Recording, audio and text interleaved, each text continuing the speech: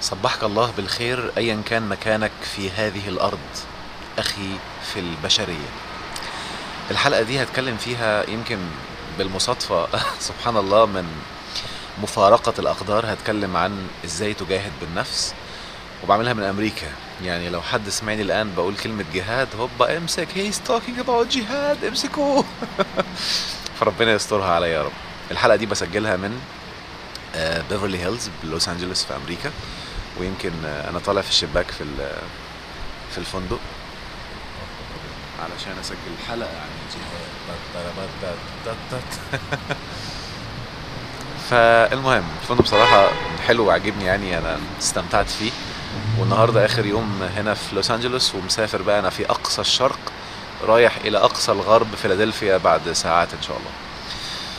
هتكلم عن بصورة أعمق. يمكن الحلقة اللي فاتت كنت ما عنديش وقت وقلت بصورة سريعة كده، وأنا كنت قاصد بصراحة لسبب. أنا يعني من ضمن أهدافي في الحياة إني أخلي كل حد بيسمعني يتعود يكون هو بنفسه عنده القدرة على معرفة المعلومة والبحث للتأكد منها ومزيد من التعمق فيها. يعني ما تعودش نفسك ان انا لازم اول ما اعمل الحلقة في الفيديو مثلا من اولها لاخرها اكون خلصت كل النقاط وكل المواضيع. بالعكس، انا كده هكون ببرمجك بلا وعي على التلقي. ممكن اكون عامل كورس بالتفصيل في حاجة زي كده، لكن مش في كله. ممكن تلاقيني شوية بقول معلومات كاملة من الالف للياء، وشوية بدي معلومات كده ناقصة ودور عليها، عشان تتعود تكون انت بنفسك باحث عن المعلومة، متبين. وده بيهيئك تكون ان شاء الرحمن من العلماء في المستقبل، مش من الناقلين ولا التابعين. لان اكثر من يدمر الامم هم الناقلين والتابعين، وزي ما اتفقنا اللي بيفضلوا مستمرين على هذا النهج من غير ما يضيفوا عليه او يطوروا فيه بما يتناسب مع تطورات العصر وتطورات الحياة، اللي هي الفطرة التي فطر الله الناس عليها وسنة الله في الكون دايما. هتعمق النهاردة عن كلمة الجهاد في سبيل الله بالنفس. طبعا أنا بتكلم هنا بما يخص النفس، فعايزك الأول تبقى في عندك 5 مصطلحات، وخدها قاعدة كده قبل ما تفهم أو تتعامل مع أي موضوع ديني. هات ورقة وقلم وخليك دقيق جدا في اللفظ والتشكيل، لأن لو تغير تشكيل فتحة إلى كسرة أو تشديد تاء أو مثلا قتل وقتل تشديد اتغير، اذا الكلمة معناها بيتغير تماما. قد ينتقل من طاقة المادة، من مادة لطاقة، من فعل معنوي لفعل مادي حركي، فالمعنى بيتغير تماما وبيكون مختلف. فالنهاردة هنتكلم عن مصطلح كلمة جهاد في سبيل الله. الله طبعا احنا عارفين، ويمكن الله اكتر كلمة ذكرت في القرآن. في سبيل هتكلم فيها بعد ما اتكلم في الجهاد. جهاد عاوزك تفرق ما بين 5 مصطلحات. هات ورقة كده قدامك واكتب ال5 مصطلحات دول. 1 جهاد في، 2 جهاد مع، 3 جهاد ب، 4 جهاد لي، 5 جهاد شيء. هكررهم تاني: جهاد في، جهاد مع، جهاد بي، جهاد لي، جهاد شيء. شيء وجهده يعني. اول حاجة الجهاد في، حتى ربنا قالها لنا في القرآن: جهاد في سبيل الله او جهاد في الله والذين جاهدوا فينا لنهدينهم سبلنا. يبقى من وجهة نظري قبل ما اتكلم عن الناس طلعت بلكونه تبص عليا قبل ما اتكلم عن الجهاد في سبيل الله او قبل ما اعمله، لازم الاول اجاهد في الله عشان يهديني الى السبيل. والذين جاهدوا فينا لنهدينهم سبلنا. حلو كده. والجهاد في سبيل الله ان انا مهم جدا ابحث عن كلمة سبيل الله واعرف هذه السبل، لان في زي ما في سبيل لله في سبيل للشيطان وفي سبيل الطاغوت. خلاص كده، سبيل لله، سبيل للشيطان، سبيل للطاغوت. انت هتجاهد في انهي سبيل؟ كلمة جاهد يعني بذل جهد، جاية من جاهد، بذل جهد. الجهد ده سواء كان نفسي او جسدي مادي. ويمكن اكتر جهد يؤثر على الانسان هو الجهد النفسي اكتر بكتير من الجهد البدني. وناس كتير ما تعرفش المعلومه دي. يعني اقول لكم مثلا حته كده، التفكير واعمال العقل والتفكر والتدبر بيحرق طاقه في الجسم وبيحرق دهون اكتر من الرياضه البدنيه العضليه. عمرك شفت مفكر عالم كبير تخين بطنه قد كده بقى ومكلبظ ومتختخ؟ مش هتلاقي. من يتفكر كثيرا بيحرق كمية طاقة رهيبة، وبالتالي مش هيكون جسمه اي دهون، لان الجهاد بالتفكر اعلى بكتير من الجهاد بالطاقة بالجسم يعني. فالجهد هو او الجهاد هو بذل جهد. فالبذل الجهد ده يكون في سبيل شيء. انا مثلا هديك مثال بسيط، والحلقة دي هيكون فيها امثلة كتير ان شاء الله. انا دلوقتي طالع الى الدور الخامس بيتنا والاسانسير مش موجود، فانا طالع على السلم. اذا انا الان ابذل جهد في سبيل المنزل، اللي هو الطريق بتاع المنزل، الطريق اللي هيوصلني في الاخر للمنزل. حلو كده. انا النهاردة مثلا ده جهاد بالجسم. النهاردة عندي اختبارات قريب كمان اسبوع ولا حاجة، فانا ماسك الكتب وعمال ابذل جهد نفسي بالتفكر عشان اجيب درجات كويسة، درجات عالية. يبقى انا الان اجاهد في سبيل الدرجة النهائية او التميز او ان انا انجح. خلاص. من وجهة نظري بقى، كلمة الطاغوت هو كل ما طغى في عقلك عن الله. الطاغوت كل ما طغى في عقلك عن الله. يعني في ناس بتجاهد عشان تبقى ليها اسم، ليها سمعة، يبقى في وسط المجتمع كده يقولوا عليه فلان الفلاني، فده بيجاهد في سبيل الطاغوت، طاغوت الشهرة. طبعا في ناس فسروا الطاغوت هو الشيطان. ما يعني عندي قناعة كده يمكن اثبتها في يوم من الايام واتكلم فيها بالتفصيل. ما ينفعش لفظتين او كلمتين في القرآن يكون ليهم نفس المعنى والا بيبقى كتاب بشري. يعني كتاب الهي يبقى نفس الكلمة حتى لو اتغير التشكيل بيتغير المعنى. ما ينفعش اشيل كلمة. لو القرآن في كلمتين يدوا نفس المعنى يبقى كأنك بتقول شيل يا عم الكلمة دي وحط الكلمة دي، المعنى هيمشي، تبقى مصيبة. يبقى كتاب بشري عادي جدا. لكن لأنه كتاب إلهي ما ينفعش تغير تشكيل. لو غيرت التشكيل المعنى كله يتهد ويتعمل معنى جديد، فما بالك بتغيير الكلمة بقى. فطاغوت غير شيطان. سبيل الطاغوت برضو النتائج الواقع. الناس يقول لك خليك واقعي. الواقع بالنسبة لهم هو الطاغوت عن الإله. يعني واحد يقول لك مثلا يا ربي ده أنا قدامي وقت كتير والمنهج 500 صفحة وما عنديش وقت. هو كده المادة اللي عدد الصفحات والزمن اللي هو 7 أيام طغى على عقله عن إن الله ممكن ييسر لك إنك يا سيدي تذاكر الحاجات اللي هتيجي في الامتحان. ممكن فجأة تحس كده بميل لمذاكرة معلومات وهي اللي تيجي في الامتحان، بس لو كنت كسرت هذا الطاغوت، طاغوت بقى المادة وطاغوت الزمان والمكان. حلو كده. فطاغوت الزمان والمكان من ضمن الطواغيت المنتشرة في حياتنا، يمكن بشرحها بالتفصيل في كورس سحر اليقين. ده المستوى رقم 7 من الكورسات. انا عامل منهج كده متسلسل بيبدأ ياخد الانسان من اي ظرف في حياته ايا كان عشان يتدرج خطوة بخطوة لتذوق النعيم. يمكن الحمد لله عملت الأكاديمية ونزلت أول كورس فيهم الليفل رقم 1 اللي هو قوة كلمة التفكير الآن على الأكاديمية. هتلاقي اللينك بتاع الأكاديمية موجود قدامك دلوقتي لو عايز تشارك معانا خطوة بخطوة، منهجية بقى مكثفة. انسى بقى الحاجات المتنطورة في كل حتة دي، منهج عملي خطوة بخطوة علشان تذوق النعيم إن شاء الله.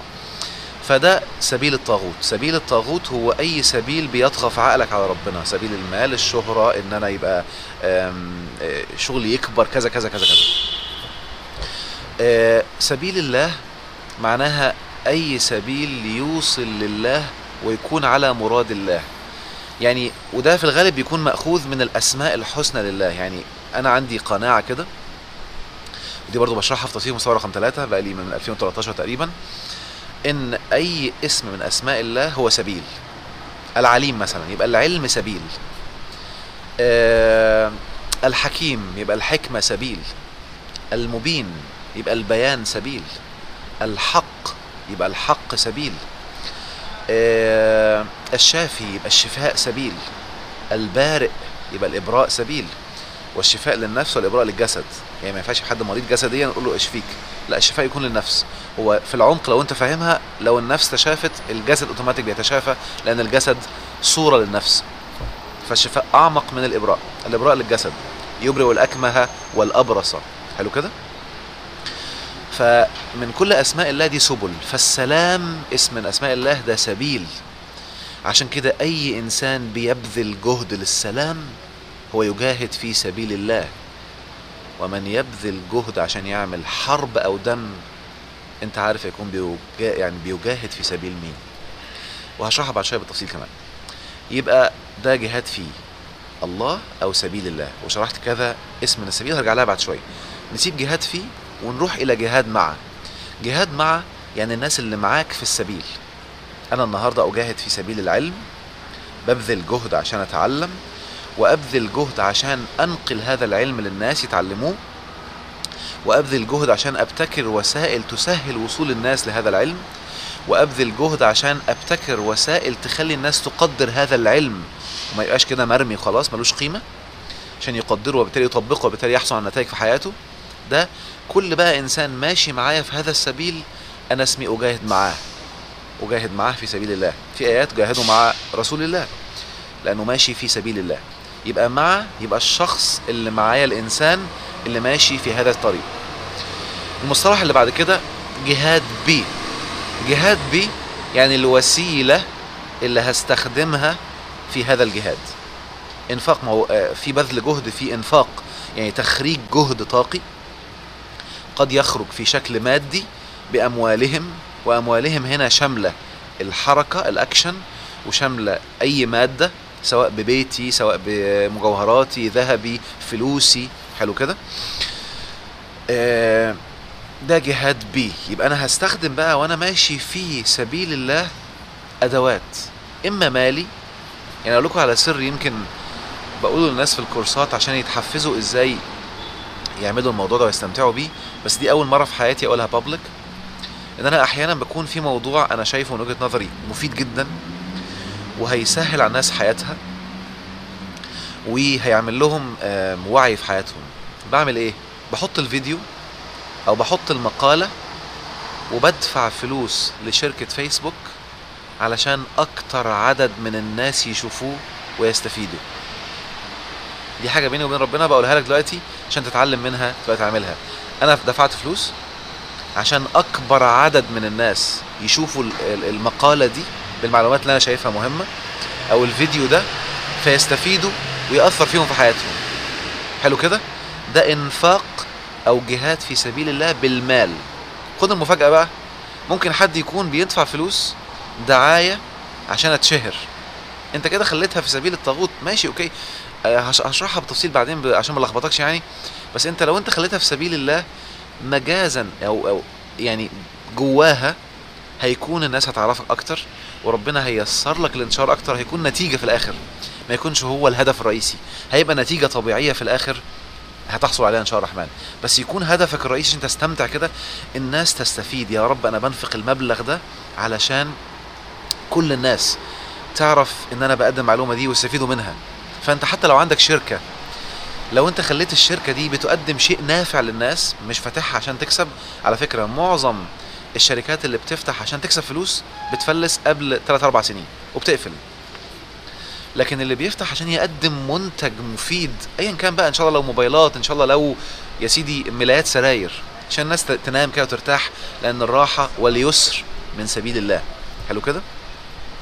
كل ما يسرت على الناس، ربنا قال لنا والله يريد الله ان يخفف عنكم، والله يريد ان يخفف عنكم، وآية تانية يريد الله بكم اليسر. فطالما ده من مراد الله فانت ماشي في السبيل الذي يرتضيه الله.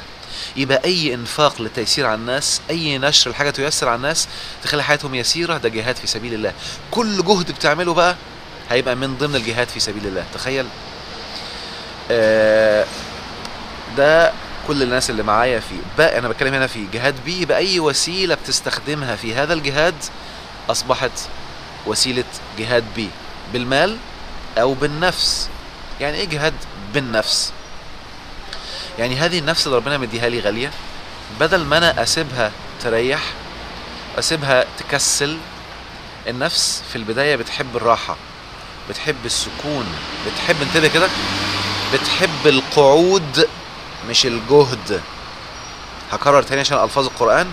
بتحب انها تبقى قاعدة، قاعدة مأنتخة كسلانة، لا تحب بذل الجهد. ده من سمات النفس. دوري بقى ان انا احفز النفس اني اخليها تجتهد وتنطلق في هذا السبيل. يبقى ده جهاد بالنفس، بدل ما اخليها قاعدة اخليها تجاهد. وهنا ربنا قال لنا فضل الله المجاهدين على القاعدين اجرا عظيما.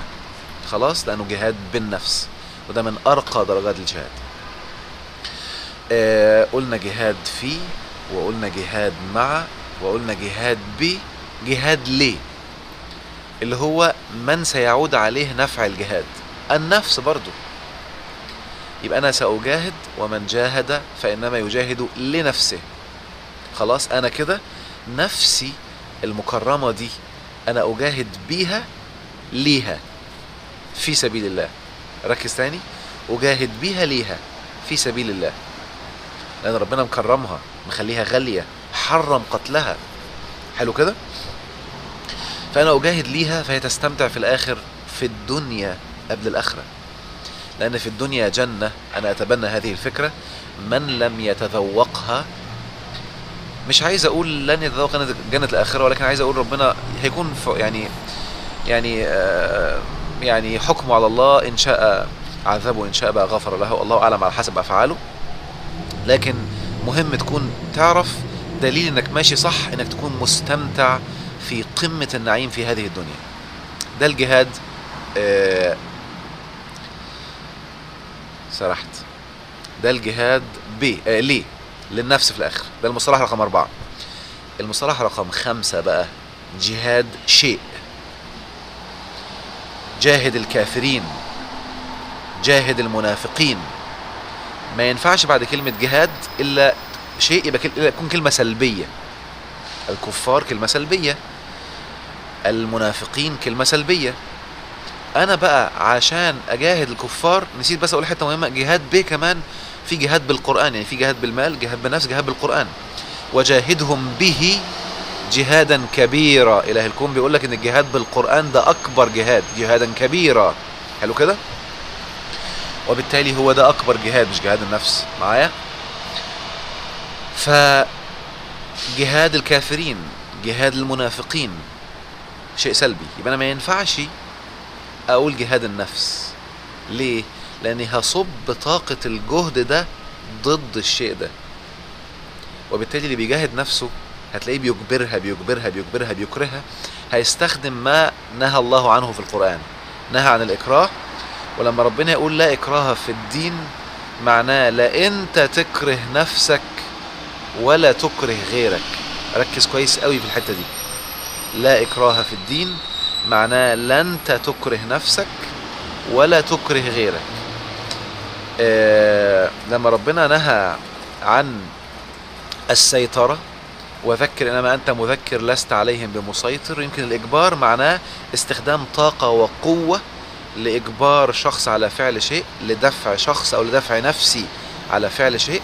إكراه يعني غصب عنها أو غصب عنه. والسيطرة معناه استخدام الخوف والرعب لدفعه لفعل شيء. صلي وإلا هتخش جهنم، بسيطر عليك، رعب وسيبك وامشي. تفضل في هذه السيطرة والرعب، عايز تصلي خايف من العذاب، خايف من كذا، دي مصيبة. وبالتالي نهي الدين نهى تماما عن هذه الدعوة بالتنفير. التنفير معناه أنا أديك شيء سلبي تنفر منه، ده السيطرة. ذكر إنما أنت مذكر لست عليهم بمسيطر. فالسيطرة استخدام الرعب والخوف لدفعك لفعل شيء. الدين بقى بيقولك إيه؟ استخدم الطاعة، طوع النفس، استخدم الحب والدعاية، حتى اسمها دعوة إلى الله، جاية منها الدعاية، الماركتينج يعني. استخدم، عمرك شفت دعاية بتقولك اشتري المنتج ده اللي هتخش هتموت؟ المنتج بتاعي لو ما اشتريتوش هتروح في داهية؟ دي سيطرة. الدعاية بتعمل ايه؟ بتقدم لك المنتج في احسن حالاته، بتوري لك امكانياته، بتوري لك مميزاته، بتوري لك ايه اللي هتحصل عليه في حياتك. دي اسمها الدعوة او الدعاية بقى بالمفهوم الحالي، الماركتينج. تقوم تبقى انت بتروح تعملها باستمتاع. خد المفاجأة بقى، الشيطان بيستخدم هذه الدعوة او هذه الدعاية لتزيين الذنوب، وبيوحي الى اوليائه من البشر، وقد يكون هم مش عارفين هم اوليائه، لسيطرة على الناس عشان يتخنق من الامور الايجابية وتميل نفسه وتطوعه لفعل السلبيات. تخيل بقى، ده جهاد شيء. فاذا هكرر تاني، بحسب الالفاظ القرآنية ومعنى الجهاد في القرآن ما ينفعش اقول جهاد النفس. خلاص؟ طبعا احنا عارفين يعني في ناس هيقولوا الحتة دي اصل في احاديث كذا واحاديث صحيحة. بصوا يا جماعة، لو انت تعمقت ودرست الف ب ت مصطلح حديث، هتلاقي في حاجة اسمها السند وفي حاجة اسمها المتن. هكرر تاني، في حاجة اسمها السند وفي حاجة اسمها المتن. يعني ايه؟ السند هو الناس اللي كانوا بينقلوا الاحاديث فلان عن فلان عن فلان عن فلان. خلاص؟ المتن معناها الجملة او الكلمة اللي بيقال ان سيدنا محمد قالها، هي دي المتن، النص بتاع الحديث. كلمة صحيح، كلمة مرسل، كلمة مرفوع، ده يشار بيها للسند مش للمتن. يعني علماء الحديث كان يشوف فلان يقول له انا سمعت فلان بيقول ان الرسول قال كذا، يقوم رايح لفلان انت شفته اتأكدت، يبدأ يتأكد لما يلاقي فلان فعلا قابل فلان كان عايش في عصره كان متواجد معاه، يقول لك ده السند صحيح. خد المفاجأة بقى، قد يكون السند صحيح لكن النص غير صحيح. ايه؟ انتبه، ودي معلومة نفسية غاية في الدقة، وده من وجهة نظري اللي وقع فيه علمائنا او اللي ناقص في هذا العلم. يعني يا رب علماء الحديث الان يفطنوا الحتة دي ويبدأوا يراجعوا المتن فقها ووعيا ومطابقته بنصوص القرآن، لأن ما ينفعش المتن يكون عكس نص القرآن. المتن معتمد على ايه؟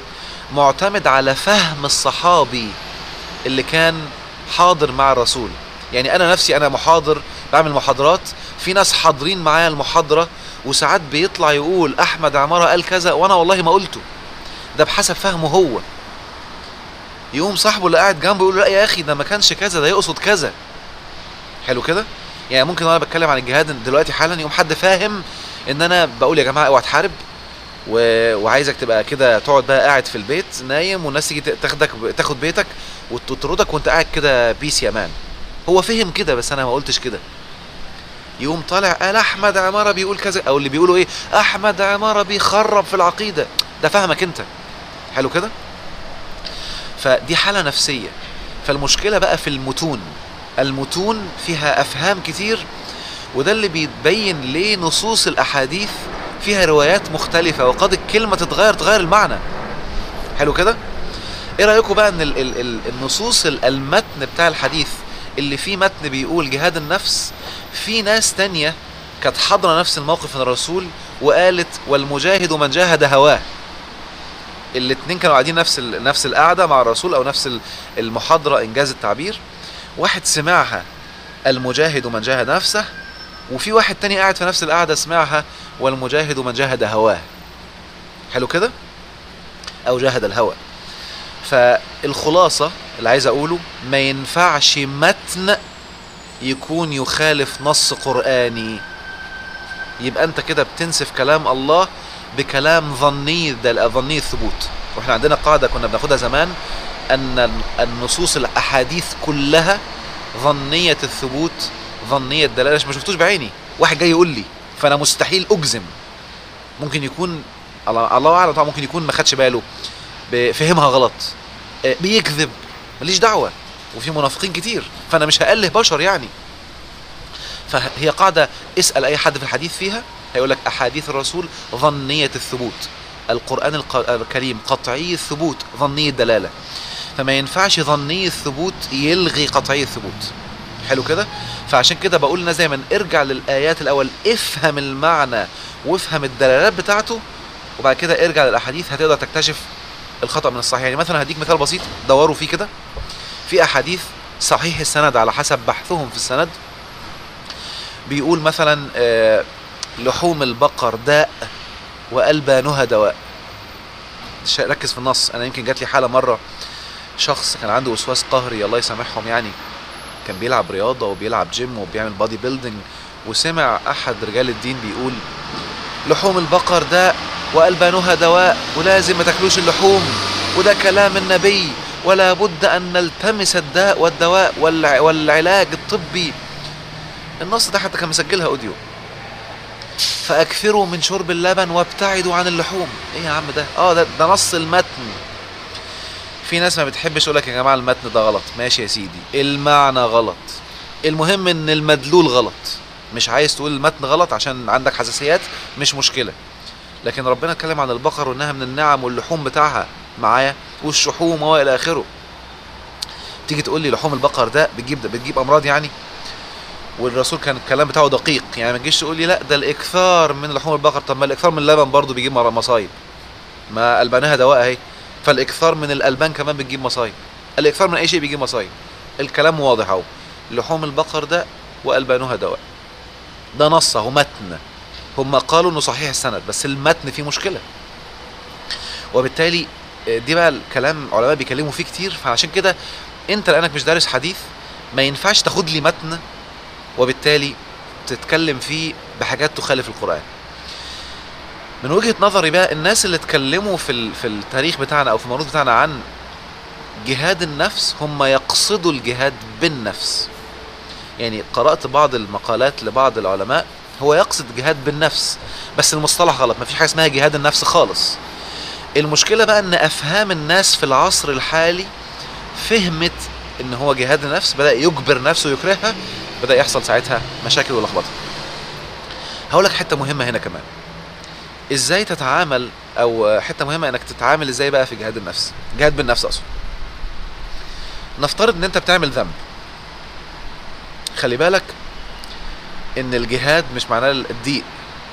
لا ما جعل عليكم في الدين من حرج، تكون مخنوق. اي حرج هي اول درجات التوتر، اول درجات فقد الطاقة. الدين بيشحن طاقة. الحرج فقدت طاقة فحسيت بالضيق. عارف انا مرتاح، عندي طاقة استمتاع، قعدت على كرسي يضايق، طالما ضايق يبقى طاقة الاستمتاع بتخرج. حلو كده، فبتحس بالحرج. من ضمنها جاي منها الاحراج، ان حد قال لك كلمة فالاحراج درجة عالية. لكن الحرج انك ما اصلا انا حد بيقول لك كل، تعالى كل معانا وانت مش عايز تاكل وحاسس بالحرج، فطاقتك بتتسحب دلوقتي. حلو كده. فالحرج من وجهة نظري سحب طاقة. تطبيق الدين بيشحن طاقة، فتكون مستمتع وانت بتعمله ايا كان الجهد. عارفين في علم النفس عندنا بيقال ان اصعب شيء بيعمله انسان، اصعب مجهود بدني على وجه الارض بيعمله انسان، تخيل هو ايه؟ فكر كده. اصعب مجهود بدني بيعمله انسان على وجه الارض، ده بحسب الابحاث، وده بحث قديم، ممكن يكون دلوقتي ظهر حاجة جديدة معرفهاش يعني. هو تسلق الجبال. الناس اللي بتطلع قمة ايفرست او بتطلع مثلا كليمنجارو والكلام ده، ويمكن حاولت انا وزوجتي نطلعوا ولينا قصة فيها هعملها برضو بالتفصيل بقى، بس في حلقة من حلقات الاكاديمية المطولة ان شاء الله. بيكون بيبذل اكبر جهد بدني على وجه الارض ولكنه مستمتع. هو الان بيجاهد في سبيل التفرد والتميز. انا الوحيد في الارض اللي عمل كده، او انا الوحيد، او مش انا من اقل القلائل في الكون اللي عملت كده، رغم الصعوبة وضيق التنفس والبرد اللي فوق والتلج والى اخره. انا حلو كده. وبالتالي طبعا ما اعرفش اتدخل في نيته يعني، بس المعظم بيكون كده. وبالتالي ممكن يكون واحد طالع بيعملها، انا هطلع على قمة الجبل عشان اثبت للناس كلها انك لو حطيت حاجة في دماغك تعرف تعملها، وان ربنا قادر على كل شيء، يبقى انت كده تجاهد في سبيل الله. هي بس النية. انا ما بحبش ادخل في نيات الناس، وما ينفعش من الفعل الظاهري احكم على النية، لان اي فعل ظاهري ايا كان له نيتين او له عزيمتين او قصدين. النية طبعا النوايا كلها ايجابية. له قصدين، اما قصد الله في الاخر او قصد الهوى او الانا في الاخر. حلو كده. يعني اي فعل نقدر نسميه كده مع اختلافنا مع التفاصيل. يعني ممكن اكون انا النهارده واحد يشوفني، لو انا طبيب بيعالج من الادمان مثلا، بدي لحد مخدرات وادي له جرعه واقول له شمر ايديك يلا وادي له حقنه، ده فعل اهو، بدي له مخدرات. حلو كده. ولكن الفعل ده لان الانسان ده اصلا مدمن وبيعمل بلاوي، جاي لي انا كطبيب فانا بدي له مخدر بدرجه اقل عشان اخليه ما يحصلوش اعراض انسحاب ويموت. فعشان اخليه يبطل المخدر اللي هو سبيل الله التشافي والشفاء والابراء، بدي له مخدر. فالفعل هو مصيبه ولكنه في سبيل الله. حلو كده. ف ما ينفعش تحكم على حد بالافعال، كلها نوايا، ولكن انت ليك انك تبين وتدعو الناس بقى انها تخلي افعالها كلها نيتها في سبيل الله. انا ايدي من الدنيا برد اصلا، في ايدي بدات تنمل وبدات تبقى ساقعه. المهم نكمل بقى موضوعنا. انا النهارده لو بعمل ذنب، يبقى الاول سوري انا اسف، يبقى ممكن تكون بتجاهد وانت مستمتع. انا واقف دلوقتي اهو ببذل جهد اهو، ايدي واقفه وبدات تنمل وانا مثبت البتاع اللي اسمها الستيك دي، ولا مش عارف اسمها ايه، سيلفي ستيك.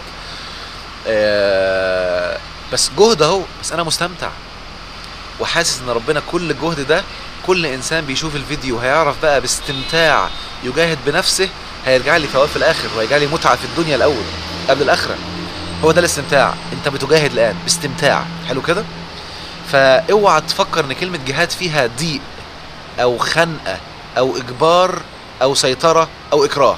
اوعى، يبقى انت كده خرجت بره المفهوم الالهي الاصلي، او اقرب مراد او اقرب مراد لله، ودخلت في مراد الشيطان. هو عايزك تجبر. الشيطان بيعمل ايه؟ انا عايزك تصلي الصلوات كلها مره واحده. انت ما بتصليش هتخش جهنم. الشيطان بيعمل كده على فكره. ده انت انسان زباله، ده انت انسان يا ربي، هتقابل ربنا ازاي؟ تقوم انت تحس بالسيطره والرعب. انما ذلكم الشيطان يخوف اولياءه. وفي اعوان الشيطان بيعملوا كده للاسف. الله يسلم. والله انا مش عايز احكم على حد يا جماعه، هو نيته سليمه بس مش فاهم سيكولوجي. هو فاكر ده اللي بيجيب نتيجه، بس ده بينفر وبيخنق اكتر، هو ما يعرفش. فربنا يهدي الجميع يا رب ويجازيهم بقدر اجتهادهم. بس انتبهوا الله يهديكم، واحرصوا على القراءه في معلومات في النفس عشان تبقى عندك وسيله اسهل واحسن. فالشيطان يبدا يعمل كده وبعدين يقول لك ايه بقى؟ انتبه، اضغط على نفسك وصلي الصلوات كلها مره واحده والسنن كمان. تقوم انت جاي ضاغط، فكر بقى ده جهاد النفس. هصلي والفجر هقوم غصب عنك يا نفسي يا بنت كذا كذا قومي. ولو انت بقى اب تقوم رايح كابب ميه على العيال وتحس انك انت كده اب، يا سلام، بتعمل الدين. وانت كده بتعمل تدريب عملي على تكريهه في الدين وهيطلع ملحد في الاخر للاسف. يعني ما لم يحميه رب العالمين ويبقى عنده حمايه ذاتيه، تفكير ذاتي. المهم تجبر نفسك داخل رمضان مثلا، يلا اجبر نفسي. انت اصلا كنت في الطراوه وماشي ببساطه يعني او غلط، يلا اجبار اجبار اجبار مره واحده. تقوم نفسك تنفر، تبدا اول يومين 3 4 تعمل كله قراءه قران وصلاه وصوم، وبعد كده يومين 3 4 وتقوم مضيع رمضان. الشيطان بيخليك تجبر نفسك عشان توصل لدي. تخيل بقى. عشان كده بقول للناس بقى ازاي اجاهد بنفسي صح. عامل نفسك كأنها طفل جميل، حب نفسك، خد نفسك بالحضن كده، اسمع كلامي، يلا خد نفسك بالحضن دلوقتي وكلم نفسك، قول لها نفسك انا بحبك قوي، انتي حتة مني. ربنا سبحانه وتعالى امرني ان ازكيكي، اطورك، انميكي، انا بحبك. لو حسيت انك عايز تبكي ابكي، انسى كل اللي حواليك، اقعد لوحدك في الاوضه. انا بحبك قوي، انا ظلمتك كتير قوي يا نفسي، ظلمتك كتير. على فكره جات لي فكره ممكن اعملها لكم اوديو لوحده بعد الحلقه الجايه ان شاء الله، اوديو صوت كده ازاي تبدا تاخد نفسك للايجابي. انا ظلمتك كتير قوي، من النهارده يا حبيبتي هاخدك خطوه خطوه باستمتاع في سبيل الله، بهدوء، بيسر، درجة درجة. زي ما الشيطان بياخدني خطوات الشيطان خطوة خطوة للسلبي، انا هاخدك في خطوات في اتجاه الله، خطوة خطوة للايجابي. وابدأ شوف. لو ما بتصليش خالص اسمع كلامي، مالكش دعوة باللي بيضخموا الدنيا. انت الان ماشي صح، دخلت السبيل. قول طب احب صلاة واسهل صلاة هينفع اصليها ايه؟ من غير جهد، من غير قصدي تعب، من غير اكراه. العشاء مثلا. خلاص انا ربنا وحشني قوي، بقالي كتير ما قعدتش معاه واتكلم معاه. انا هبدأ النهاردة اصلي العشاء باستمتاع. روح اتوضى، حس انك بتنضف عشان ربنا وتقابله، ومرايح مصلي العشاء بس. حس انك قربت قوي. وانت بتصلي ابكي، قول له يا رب انت وحشتني، انا اسف، انا كنت بعيد، يا رب يسر لي اني اقرب اكتر.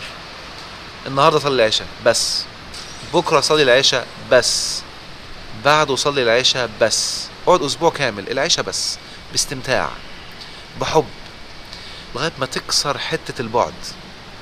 بعد الاسبوع شوف امتع صلاه بالنسبه لك تاني ايه، تبقى متحمس وتعملها. ده جهد اهو بس باستمتاع.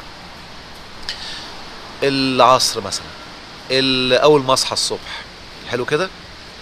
مش لازم في وقته يا سيدي، خدها يا سيدي اول ما تصحى الاول، وابدأ خلي الصبح مع العشاء لمدة اسبوع، وهكذا وهكذا وهكذا. ده جهاد في سبيل الله باستمتاع، من غير اكراه وضغط وضيق، من غير سيطرة برعب وخوف، باستمتاع. ربي وحشني، عايز اقعد معاه، افضفض، اشتكي له. خلاص كده، ده جهاد في سبيل الله. عارف السلام؟ خد المفاجأة دي، ممكن تكون ما سمعتهاش من اي حد قبل كده. السلام اسم من اسماء الله، واسم عظيم جدا جدا جدا، ومنه سمي سيدنا سليمان، ومنه سمي الاسلام الدين الاخير او الدين الحق الاصلي يعني.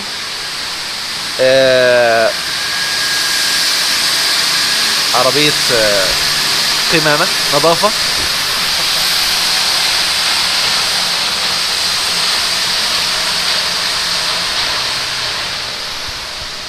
فالسلام اسم من اسماء الله، سمي به الدين، ان دي عند الله الاسلام. خد المفاجأة دي، انت الاصل انك تجاهد وتبذل كل الجهد للسلام. طبعا الاقربون اولى بالمعروف، انت تعيش في سلام الاول، نفسك تبقى في حالة سلام، مخليها مسالمة كده، مستمتعة، تاخدها تدريجي بحب. يلا حبيبتي اعملي كذا، ما يلا نعمل كذا. ربنا كره الينا الكفر والفسوق والعصيان، حبب الينا الايمان وزينه في قلوبنا. فخدها من الحتة دي بسلام. ثم السلام في بيتك واهلك، بين زوجتك اولادك، يحسوا بالسلام. الناس اللي بيجاهدوا نفسهم ونفوسهم ماتت بقوا كلهم غلاظ بقوة مع اهله. غلط، استغفر الله، ايه اللي بتسويه ده؟ ايه يا عم بالراحة، في ايه؟ خلي سلام. الا ادلكم على شيء اذا فعلتموه تحاببتم، افشوا السلام. مش سلام عليكم سلام عليكم، لا، مراتك تحس معاك بسلام، تدخل البيت الناس كلها تحس بسلام، يهدوا، يسترخوا، يستمتعوا، مش يترعبوا ويخافوا. انتبه، اللي لو بيفشي السلام الناس تسمعك تحس بسلام، تشوفك تحس بسلام. ده افشاء السلام، هيحبوك اوتوماتيك. فده جهاد في سبيل الله. طبعا ده صعب، ازاي يعني؟ لا لازم ابقى حمش وابقى كذا. انت كده بتجاهد يا حبيبي في سبيل شوشو الشيطان. فخد المفاجأة اللي عايز اقولها دي بقى. فلأني اجاهد في سبيل الله السلام، يهمني اسرتي تكون في سلام، عيلتي تكون في سلام، دولتي تكون في سلام. فلو حد جاي عشان يحارب دولتي، انا جهادا في سبيل الله السلام هحاربه عشان يبقوا في سلام. شفت بقى معنى الجهاد الحقيقي؟ هحاربه لتحقيق السلام، هحاربه عشان اهلي والمقربين وعيلتي يعيشوا في سلام. فحتى الحرب والقتال هو في سبيل الله السلام. وعشان تاني، ناس نظيفة، ناس بتحب النظافة.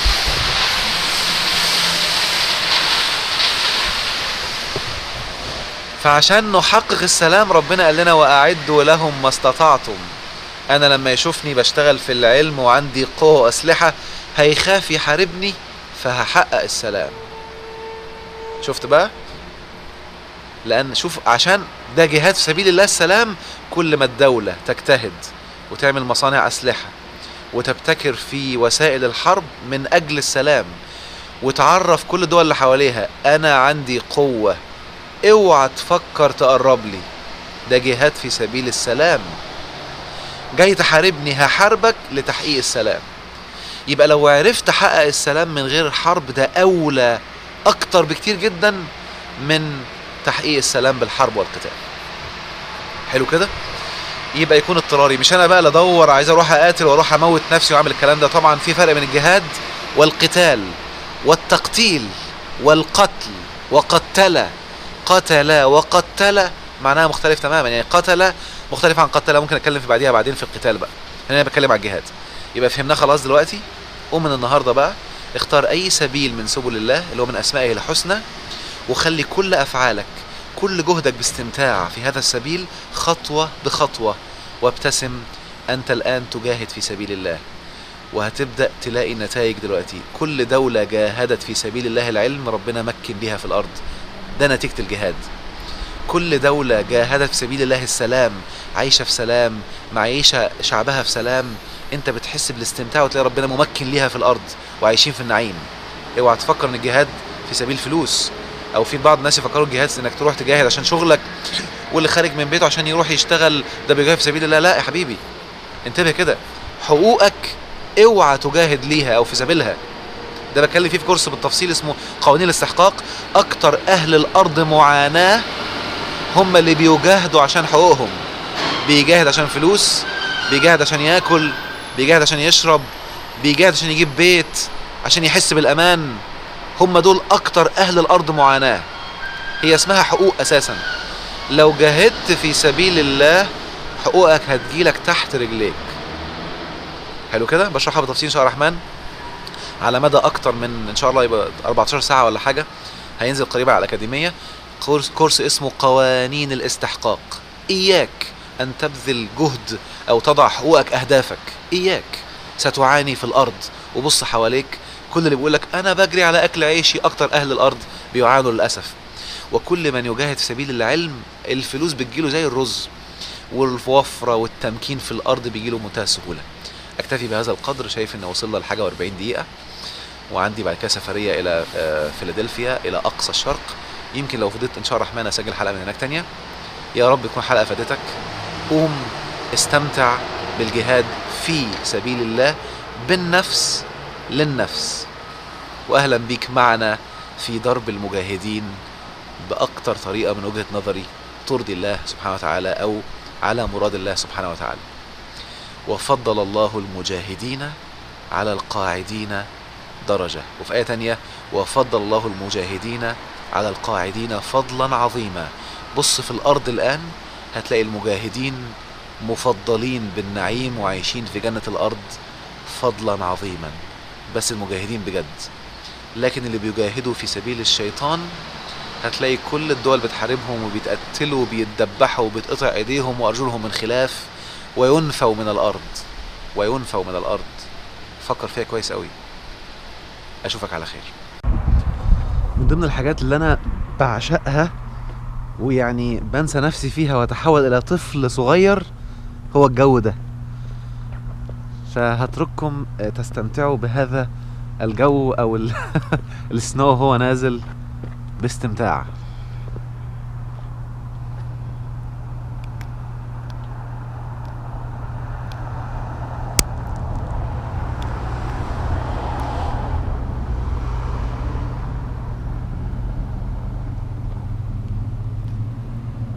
بيقولوا درجة الحرارة النهاردة 2 تقريبا، وهتبقى -7 بالليل. يعني على المساء كده اول ما تلاقي هتبقى -7. فيعني ايه، منعش يعني.